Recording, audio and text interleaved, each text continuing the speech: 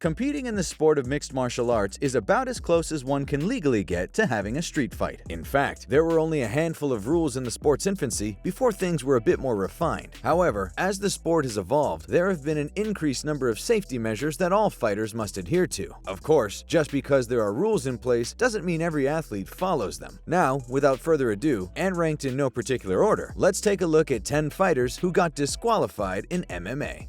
Number 10. Andrew Chapman vs. Irvin Ayala. LFA 36 featured a heavyweight clash between a pair of relative unknowns, Drew Chapman and Irvin Ayala. However, despite their relative obscurity, the fight turned out to be quite memorable for the wrong reason. In the very first round, Ayala landed a leg kick that knocked his opponent to the ground. However, when he went to follow up on his downed opponent, the heavyweight fell face first into a knee, knocking himself out. Eager to celebrate his unorthodox victory, Chapman foolishly decided to attempt a flip off his unconscious opponent's back. The action essentially reversed the decision, with Irvin Ayala being declared the winner via disqualification due to unsportsmanlike conduct. Number 9. Jon Jones vs. Matt Hamill. The Ultimate Fighter heavyweight finale was a 2009 card that featured a contest between surging prospect Jon Jones and fellow New Yorker Matt Hamill. Of course, this fight is particularly noteworthy as it produced Jones's only loss to date. While Hamill would get his hand raised, he hardly seemed like the victor that evening. Jones was winning the fight handily with a wrestle-heavy attack combined with some brutal shots. However, the future light heavyweight king also utilized an illegal 12-6 elbow. The referee reviewed the replay and determined that the elbows further damaged Hamill's already battered nose, thus resulting in a DQ win for the Hammer. Dana White was vocal about his displeasure with the result, claiming it should have been a no contest. As recently as 2019, the UFC president has attempted to get the result overturned, which would allow him to promote his former champion as an undefeated fighter. To date, he has had no success. The Hamill loss remains the only L on Jones's remarkable record. Number 8. Anderson Silva vs. Yushin Okami. Before both men would eventually make their way to the UFC, Anderson the Spider Silva and Yushin Thunder Okami met in 2006 as part of the Rumble Rock 8's middleweight tournament. While Okami was in top position with his knees to the mat, Silva landed an up kick that stunned the Japanese star. For the ground and pound, Silva's not keeping his hands up, he's giving him no respect.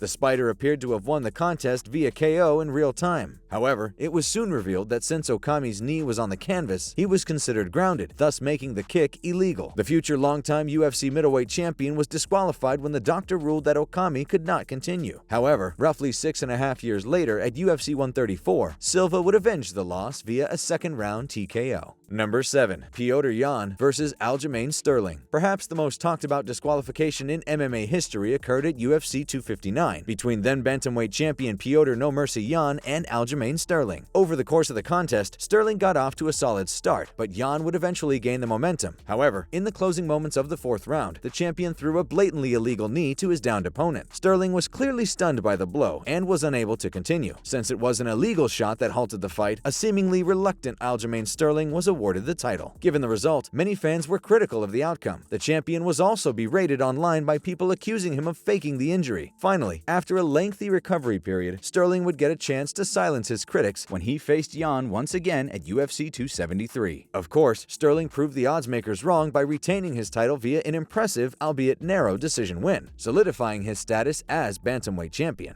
Number 6. Joachim Hansen vs. Tatsuya Kawajiri. Unfortunately, accidental groin kicks are commonplace in the sport of mixed martial arts. That said, they seldom result in little more than a warning for the offending party, with an occasional point deduction every now and again. In a rare instance back in 2006, a matchup between lightweight legends Joachim Hansen and Tatsuya Kawajiri ended in disqualification due to a groin kick. The Norwegian landed a thunderous groin shot that rendered his opponent unable to continue just 8 seconds into the bout.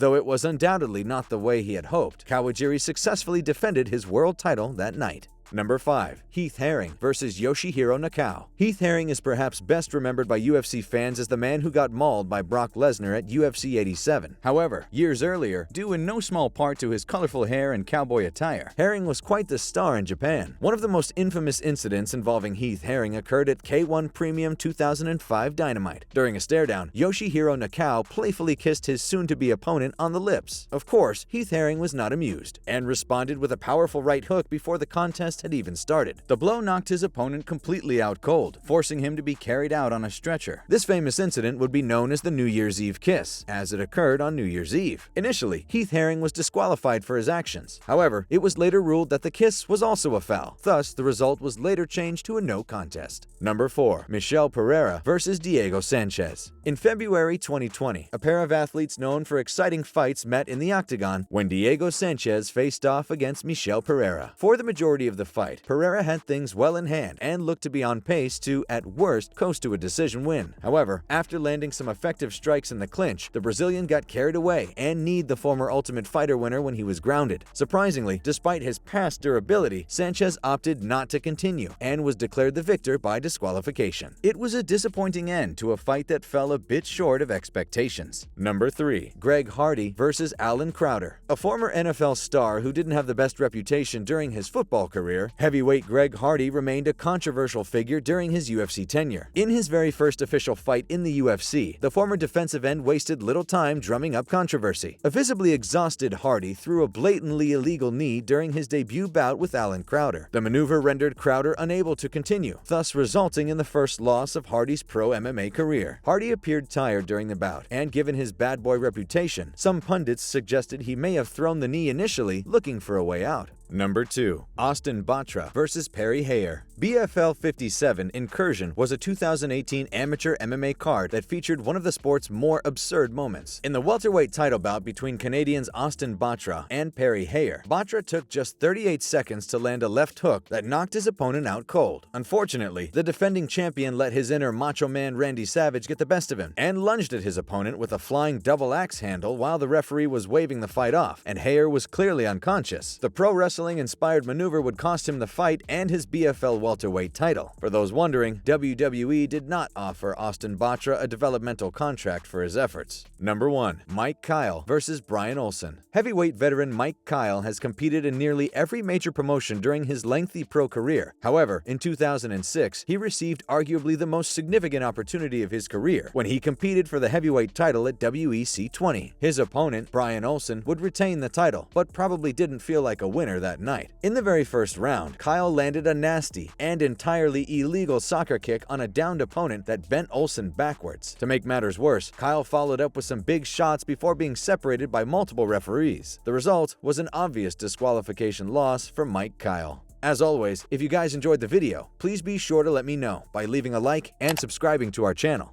Apart from that, thanks so much for watching, and we'll see you on the next one.